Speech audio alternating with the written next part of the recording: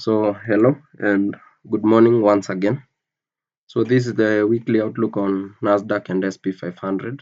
So, let's get into it. I aim to keep this as short as the gold weekly outlook video. So, uh, if you're watching this, you should already have watched last week's weekly outlook. So, you should understand all the levels that I have marked this NOG, this NOGs, two NOGs that are lying in each other, and this end dog. So you have an idea of what's going on here. So we swept this sell side liquidity, which was what I wanted to see last week. And then on the daily chart, which we will talk about, we have a daily change in state of delivery, which I want to see support price to the upside. So my my bias is bullish on both Nasdaq and SP500. I haven't changed that yet, even though we are in a consolidation. I mentioned about, so this video is kind of a repetition to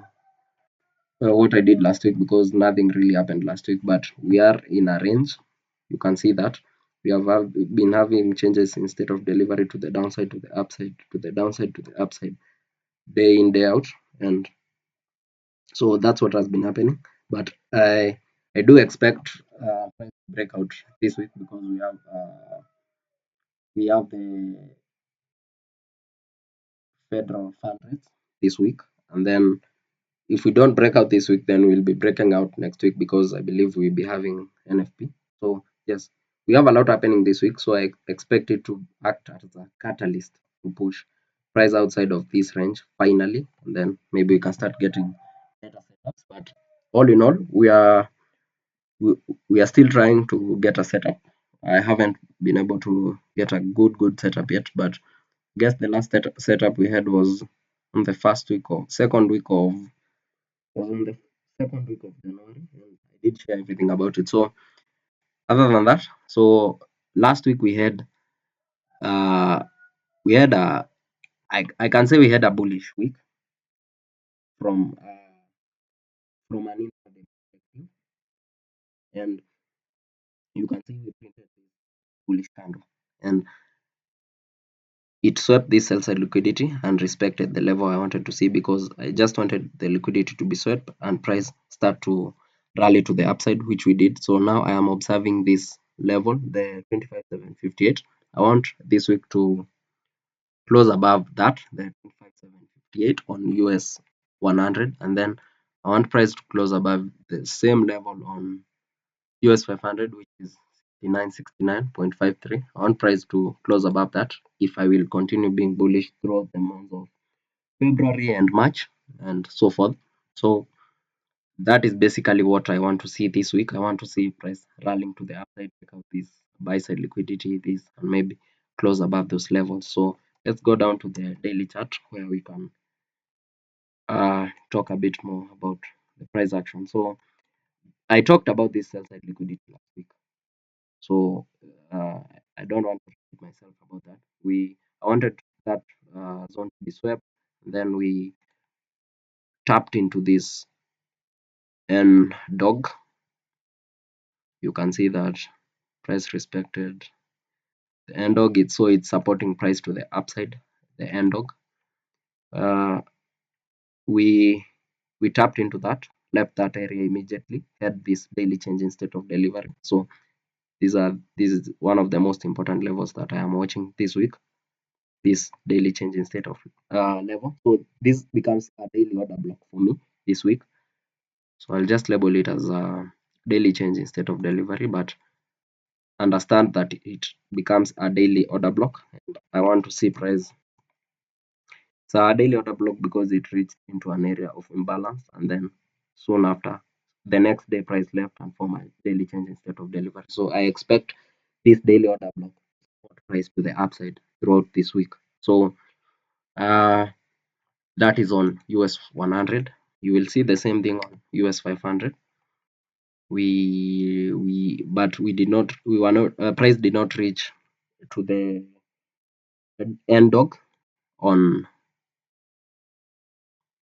this other asset, US SP500. So I told you last week that this is a form of SMT divergence where one of correlate correlated assets reach into an area of imbalance fully, while the other one does not. So US 500 has been the more bullish one. So you can see that it did not reach into its own because it has been showing more bullish signs, so it was not able to dip that low into that imbalance, the imbalance in form of a new day opening gap.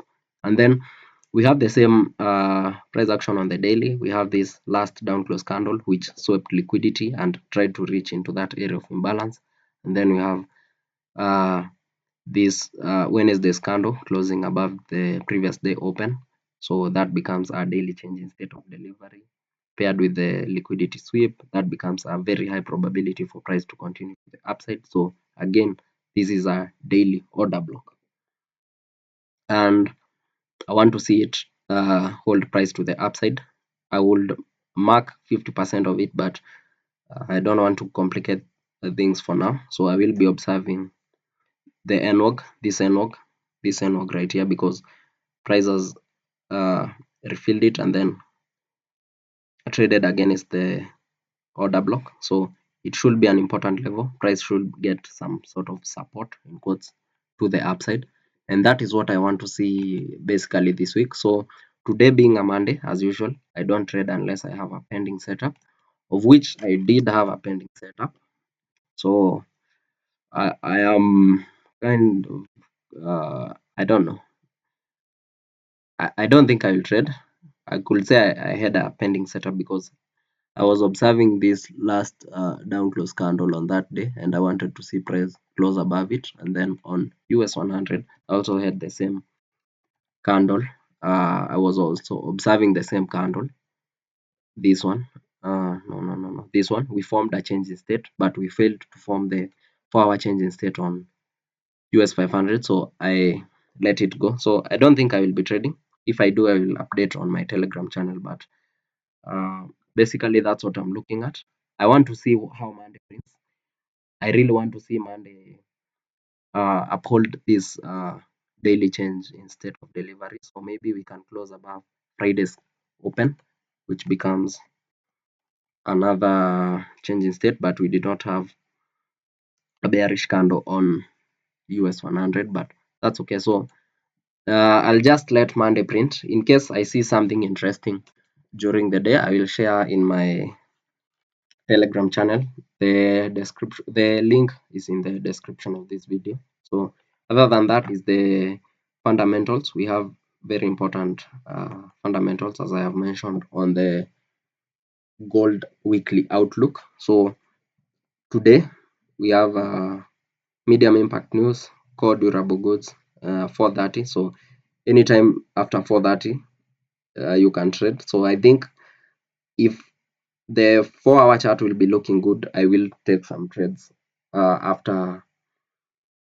I will take some trades at 6 p.m. So that will be around 10 a.m. 10 a.m. New York time.